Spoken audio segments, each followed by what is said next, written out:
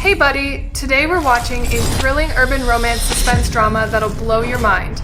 The story opens with the protagonist, Zhuang Yan, bragging to his best friend about a whole house smart home system that can remotely monitor his home. I was like, seriously? Normal people use this to watch their cats, but our protagonist's eyes lit up. His first thought was, now I can finally monitor whether my wife is cheating on me. His friend even gave him a half-hearted advice about mutual trust, while the girl next to him said something incredibly true: you'd better keep a close eye on your wife, she's so pretty. I'm dying of laughter. That's a true best friend, you know what I mean. The debuff hits right away. Zhuang Yan receives a text message. He owes 3,000 yuan in electricity bills. Holy crap, 3,000 yuan. Is he running a Bitcoin mining farm at home? He and his wife were both away on business trips. How could they possibly use that much electricity? His buddy started his tirade again, asking if it was possible his sister-in-law was lying about going on a business trip while actually cheating on him at home. See, the prophet is right beside you. But Zhuang Yan firmly believed in love, stating that they were very much in love and she couldn't possibly betray him. That's a truly audacious statement. Slightly skeptical, Zhuang Yan turned on the remote monitoring.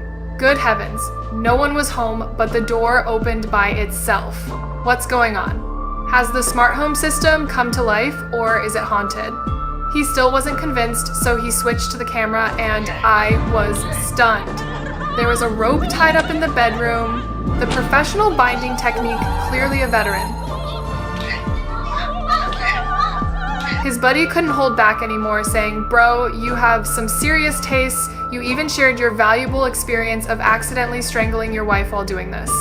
I was like an old man looking at his phone on the subway. What kind of lewd talk is this? Zhuang Yan was completely emo-stricken, trembling as he dialed his wife Chen Ran's number. Chen Ran, panting heavily, explained that the hotel elevator was broken and she had climbed 12 floors. Do you think I believe that? Climbing 12 floors and she's this out of breath with that kind of stamina? She should be competing in the Olympics. Even more unbelievable, a man's voice suddenly came through the phone. "Xiao Ran, where are my underwear?" Holy crap. A fatal mishap. Chen Ran hung up at lightning speed, saying she had something to do. What's wrong? So urgent helping someone find their underwear? Zhuang Yan was furious, skipped work, and stormed home, ready to catch them in the act. But when Chen Ran returned, he immediately projected the recorded evidence onto the screen. The climax? On the screen, a woman named Wang Guifen was arguing with a guy named Wang Yang, accusing him of being a quickie. I'm speechless. So you connected to the neighbor's house after all that? Is the Bluetooth signal from this smart home system really that strong? Cross-server chat? After the farcical blunder, it was Chen Ran's turn to put on her divine performance. This was a textbook example of crisis management, highly recommended for inclusion in university curricula. High electricity bill? You forgot to turn off the air conditioner. Men's leather shoes by the door? I learned this trick online. They're there to deter thieves. A man's voice on the phone? It was my female manager joking. Her voice is rather deep. The bruise on your arm? I lost a game during company team building and was punished by being tied to a tree by my colleagues. My God, every reason is absurd. Utterly absurd. Is your company organizing team building or torture? The female manager's voice is so deep she can ask where the underwear is. But this male protagonist, this pure-hearted novice, actually believed it all. He even felt sorry for his wife and offered to do the laundry. I'm going to cry. Just when I thought this unbelievable plot was about to end, the male lead found new items in the laundry basket, a black pencil skirt he'd never seen before, and a pair of lace lingerie. Good grief, surely that'll wake him up now.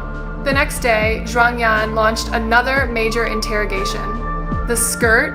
A business suit bought at the last minute for a meeting. The lingerie? Bought it to surprise you? Chen Ran once again unleashed her "you don't believe me" tactic, tearfully beating him up, completely overwhelming Zhuang Yan. At this point, my head was about to explode. But this time, the male lead seemed to have a backup plan. He forgave his wife and insisted on driving her to work, saying he knew the back roads were less congested. Notice this detail, the dirty trick is about to begin. He dropped his wife off at the Jiangliu Group building and suddenly remembered that his wife's gruff-voiced female manager was actually the department manager of this company. And this manager was clearly a man. I was like, wow, the male lead finally got his brain working. He didn't make a sound, secretly driving his friend's car and staking out the company entrance. Sure enough, Chen Ren didn't go home for lunch. Instead, she got into the male manager's car. The male lead followed, casually calling the manager. On the other end of the line, the manager kept calling her baby, spewing lewd remarks, saying things like the ammunition depot is fully stocked, almost overflowing, and mocking her good-for-nothing husband for easily making up lies. I couldn't take it anymore. Where did this dialogue come from? And our male lead, driving behind, heard everything clearly. Finally, he followed the two into the hotel, listening to the unbearable sounds inside, his expression shifting from anger to numbness. Brothers, type tragic in the chat. For more episodes, click follow and the comment link.